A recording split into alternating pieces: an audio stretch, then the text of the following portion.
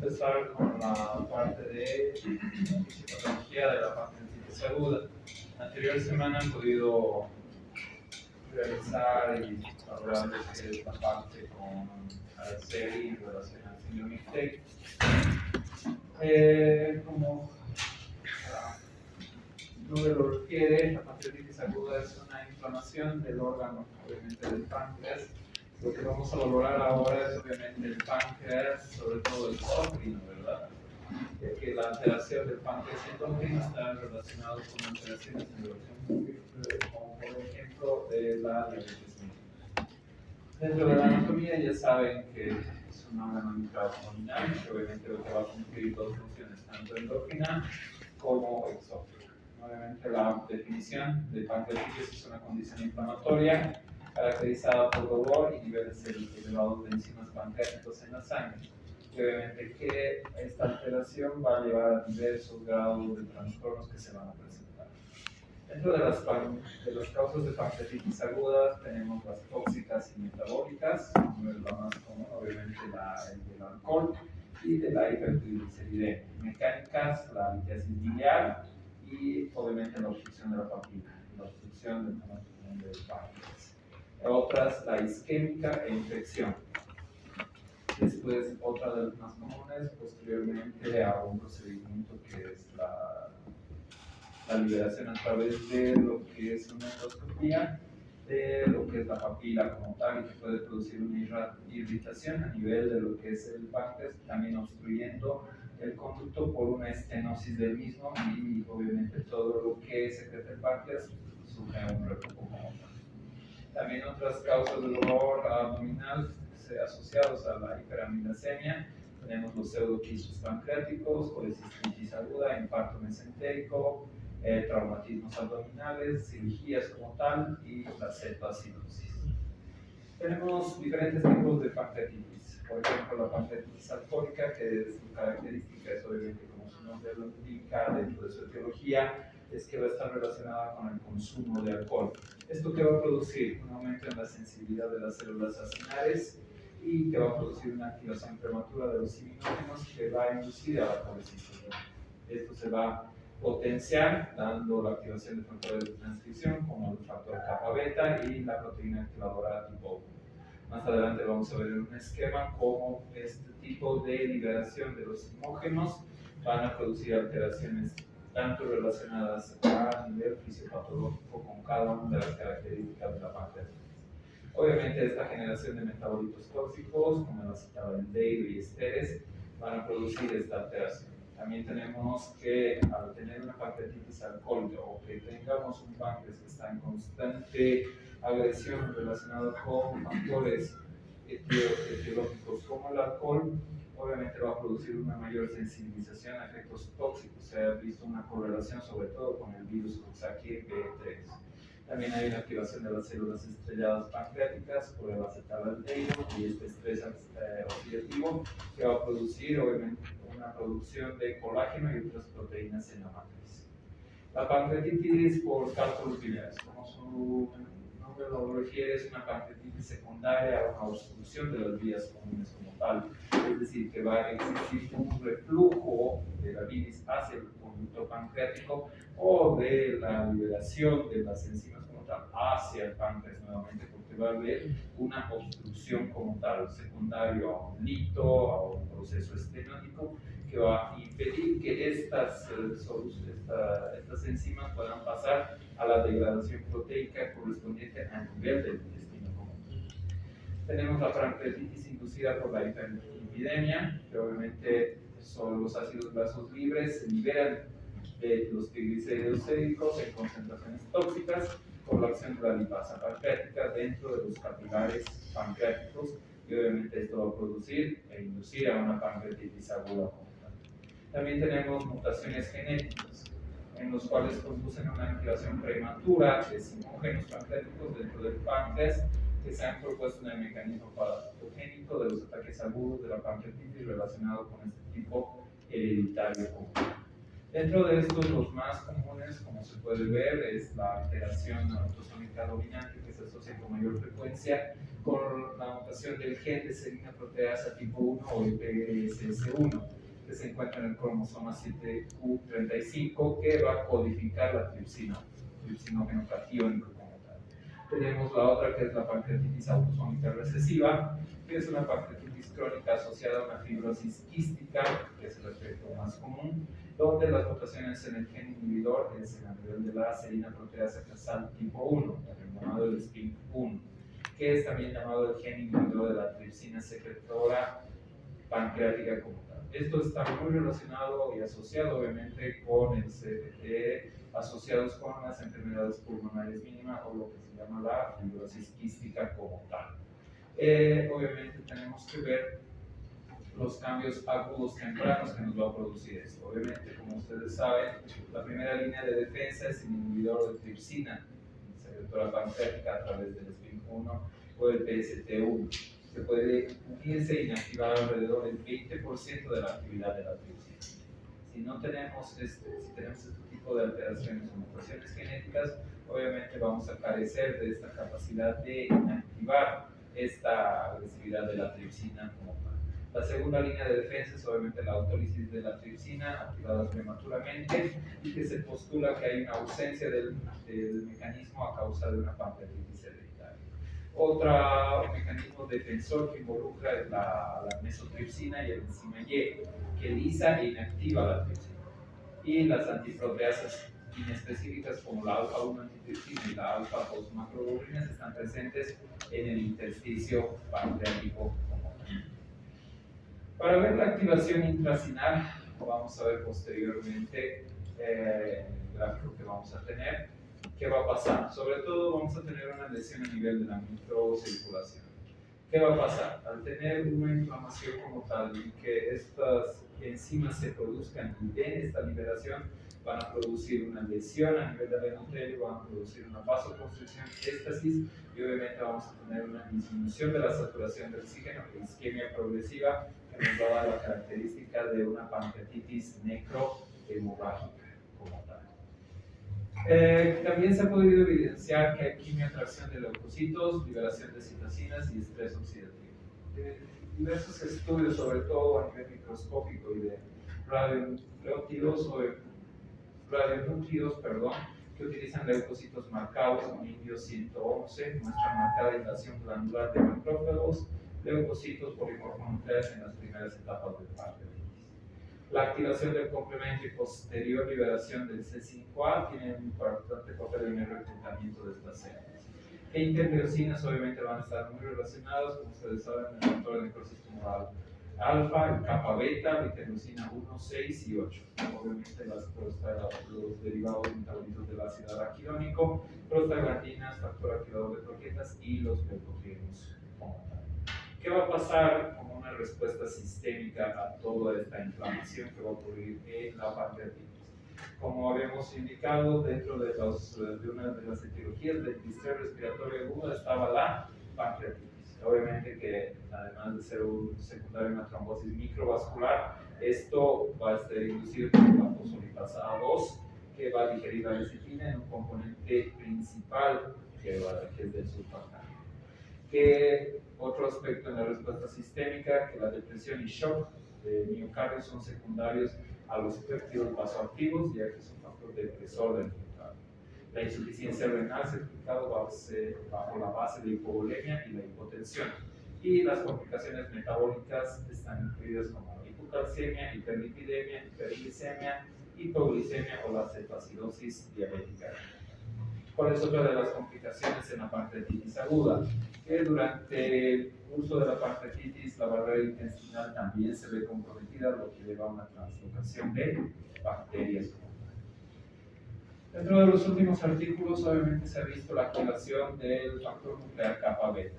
Esta respuesta inflamatoria pancreática y extrapancreática es más pronunciada e impulsada, sobre todo por este tipo de factor, que es responsable del aumento anormal del calcio intracelular, y la interleucina 6 es un mediador clave responsable de la lesión pulmonar asociada a la pancreatitis. Como hemos visto en anteriores clases, la interleucina 6, ¿qué otra patología también se ha visto con oncología? ¿Qué hemos visto ustedes? COVID y sobre todo tormenta de citocinas y la presentación de los proteosomas y nucleosomas, ¿verdad? Muy relacionado. Dentro de su fisiopatología, para ingresar, tenemos diferentes, obviamente, relaciones, como por ejemplo los factores causales que hemos visto, los más importantes que les he podido detallar, que nos van a dar un daño celular a nivel de la cita, lo que nos va a dar una tripsina activada, que vamos a tener diferentes relaciones con su patología. Por ejemplo, la activación de la califreína-cinina nos va a dar edema e inflamación. La activación de la quimiotripsina nos va a dar edema y daño vascular. La activación de la elastasa nos va a dar daño vascular que nos va a producir una hemorragia. La activación de la fosfolipasa A2 que nos va a dar complicaciones de nefrosis y necrosis, y la lipasa que nos va a dar la necrosis grasa. Este es el tipo de fisiopatología relacionada con litiasis y obstrucción como tal, donde nos va a producir una obstrucción del ducto pancreático, el bloqueo de la secreción, la imposibilidad de la exocitosis de los gránulos de simógeno, que nos van a producir que posteriormente al reflujo estos gránulos colapsen con lisosomas intracelulares, con lo que nos va a producir formación de vacuolas autofágicas y obviamente la catetericina B puede producir la activación y conversión de tripsinógeno a tripsina. Dentro de la fisiopatología, como les había mencionado, hay un desencadenante principal, que es la activación anormal del simógeno. ¿Esto qué va a producir? Que se va a liberar la tripsina. Esta tripsina como tal va a producir una estimulación a nivel, esta inflamación va a producir una estimulación a nivel del plexo celíaco y del retroperitoneo, con lo que vamos a tener la característica de dolor, náuseas y vómitos. Posteriormente, que les había mencionado, van a ser activados lo que es las citocinas como la interleucina 1, 6, factor de necrosis tumoral alfa, lo que es el factor cestario y la sustancia química, con lo cual vamos a tener a nivel del sistema nervioso central la piel característica. Posteriormente, también esto va a producir la activación del sistema califreína-cinina, que nos va a dar una inflamación y aumento de la permeabilidad vascular, que nos va a dar la vasodilatación. Esto, al producirse, va a producir una hipoperfusión tisular. Pero aparte de esta inflamación, va a existir un secuestro de líquido, con lo que va a disminuir la volemia, que nos va a llevar también a una hipoperfusión tisular. Al disminuir la volemia, vamos a tener una disminución de la presión arterial, presión venosa central y aumento de la frecuencia cardíaca. Obviamente, al tener una hipovolemia, vamos a tener palidez y piel fría. También vamos a tener la activación del ácido araquidónico, que sobre todo nos va a dar el aumento de la permeabilidad vascular, que nos va a llevar a una hipoperfusión tisular también. Ahora, siguiendo el mecanismo que les había mencionado, al tener una alteración por la fosfolipasa 2, vamos a tener una disminución del surfactante pulmonar, lo que nos va a dar una insuficiencia respiratoria. Al tener una inflamación y que estemos teniendo un proceso de autodigestión, sea la causa que etiológica vamos a tener una irritación por continuidad en la motilidad del diafragma. Entonces vamos a tener una disminución de la movilidad del diafragma, que nos va a dar sobre todo atelectasia y derrame pleural, y llevando también a una insuficiencia respiratoria. Esta insuficiencia respiratoria, como ustedes saben, vamos a tener una hipoxemia y vamos a tener una hipoperfusión tisular de igual forma. ¿Qué les había mencionado de las elastasas? Al tener las elastasas vamos a tener una enzima que va a empezar a ingerir la pared vascular. Esta ingestión de la pared vascular vamos a llevar a una hemorragia como tal, que va a empeorar lo que es la hipoperfusión. En este aspecto ya estamos hablando de la elastasa, y también la fosfolipasa 2 va a producir la activación de la lisocitina, que va a producir una toxicidad a nivel de los eritrocitos. Es decir, de estos eritrocitos que son de mala calidad van a empezar a tener una muerte prematura y van a empezar a liberar todo su contenido, es decir, no van a cumplir su función de los 120 días como tal. Son glóbulos rojos inmaduros como tal que ante un mínimo cambio de durante el torrente sanguíneo, presiones o de cualquier choque con la pared del endotelio, va a producirse su difusión y muerte, que se llama la toxicidad eritrocítica como tal, que obviamente nos va a llevar a una hipoperfusión tisular como tal. Llegando a esto, ¿qué vamos a tener como consecuencia? Ya tenemos que muchas enzimas han sido activadas. Ahora tenemos la activación de la desoxirribonucleasa. Obviamente vamos a tener la activación de factores de coagulación. ¿Esto qué va a llevar? Que al tener un exceso de factores de coagulación vamos a tener eventos trombóticos al tener este tipo de fármaco, que nos va a llevar a unos eventos isquémicos secundarios a procesos trombóticos. Esta activación de factores de coagulación también nos va a producir una disminución de los factores que nos van a ayudar. Entonces, ¿a qué estaríamos posiblemente entrando?